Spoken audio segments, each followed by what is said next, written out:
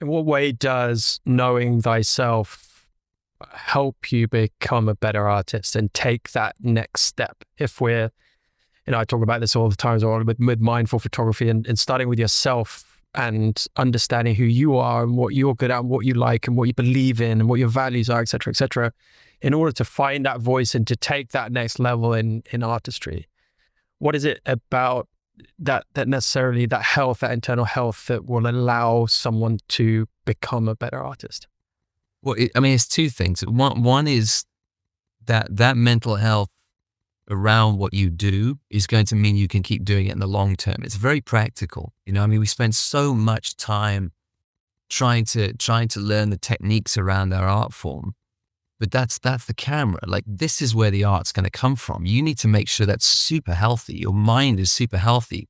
And it's robust because challenges are going to come up, because if you don't work on that, you could have the best camera in your hand, but you're going to give up because you haven't got that mentality to keep going. So it's really practical on the one side, but the other side is like, I really believe that the best art that any of us will ever make comes out of who we are.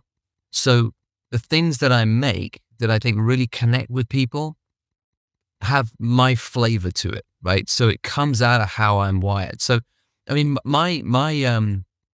my YouTube channel, for example, right? It looks and sounds the way that it does because I decided to make it the most me I could, right? So there's a lot of psychology in it because I studied psychology, and that's what I read a lot of. So that comes out of it, right? There's almost like a homiletic style, like a preaching style in some of those videos, because I was a preacher for 10 years. Like, that's where that comes from, is I worked for the church for 10 years in South Africa. So, I've worked out who am I? Like, what do I uniquely have to say in this space, rather than just doing straight ahead tutorials, for example. I could have done, in fact, I did start doing that. When I first started my channel, I made 3 videos up front, which were how to shoot large products in the studio, and then the kind of retouching side, and, cut out on white background, drop shadows, changing fabric colors, that kind of thing. Very technical, right? And I knew immediately when I posted those videos, this is fine. It's getting views because it was filling a knowledge gap online, but I don't care about it. And I was like, if I'm going to do this long term, I have to make it me, and I have to care about it, or I won't want to do it in a year's time. So I had to dig deep and go, okay, that's fine, but what do I have to say? And that's when I think it was the 4th video. Those 3 videos, by the way, I think they were January 2015. And I didn't make another video until May 2016. Like a lot of people, you start a channel, you abandon it straight away because I was like, there's something wrong with this. It's not me. I won't enjoy doing this long term. And then May 2016, I went to Snowdonia in Wales, and I made a video where, I was a product photographer at that time, and I knew nothing about landscape photography, right? And I just decided that I would make a little video taking myself off to Wales because I was falling out of love with the camera in my hand in my day job with product photography because it was so technical. I was going to try landscape photography, and if I messed it up, it was fine. But it was just to get back to being a beginner with this thing and finding that early love for photography. So it was a very honest video, sharing my story and sharing, that experience, and sharing some bad images, right? Because that's not my strong suit at all. And that connected with people. And the way that I put that video together, I was like, yeah, the way I'm telling this story feels like something I used to do, that I used to love. That feels like me. And then I could put that flavor into it. So for me, all that self-knowledge stuff, it has those 2 functions. It's the longevity thing because it gives you a more robust mental health, but also it gives you your message, right? Because it will give you what you uniquely have to say, all that self-knowledge and understanding that you get your message out, rather than kind of a weak copy of what you think is popular out there. It's your message. In your experience then, and with your audience of over 500,000, certainly on YouTube, and many more that necessarily don't subscribe to you on YouTube,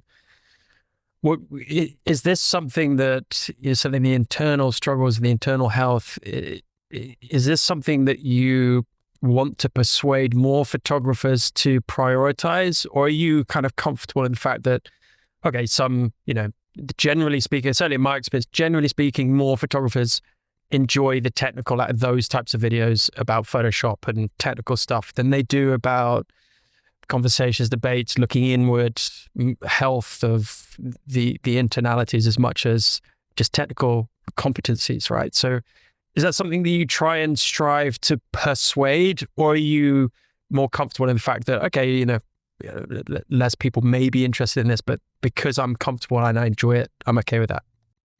Yeah, I mean, I know how my channel works at this point. You know, I know what the different sections are doing. So I have tutorials on my channel. I have, you know, a lot of them, and that's fine. And I'm very happy to just give technical information for photographers who want to come in, watch a video, get the tip they need and leave. And that's most people, right? That's most people who do that. So my most watched video on my channel is like over 1.5 million. And it's just how to shoot a portrait with a single speed light, right? Super beginner friendly. It's how do I just take a cheap speed light, because that's what most people can afford. How can I get good results in portrait photography? Just one speed light, right? But the videos that I care about get way less views, where I'm sitting sort of pontificating on a couch for 15 minutes, like about some psychological thing that really helped me.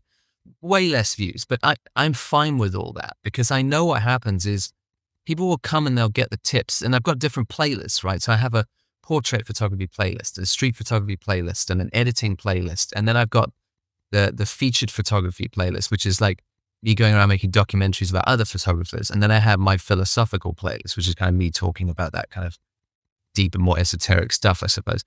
So I'm fine to serve beginners who want the tips and tricks with videos that help them out, because that's how I learned. I taught myself online. I'm very happy to give back in that way.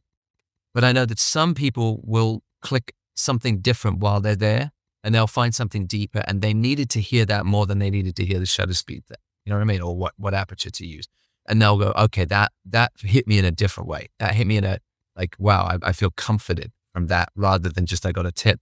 And they'll hang around for this. I get the same comment a lot on my channel: came for the tips, stay for the philosophy, is what a lot of people will say.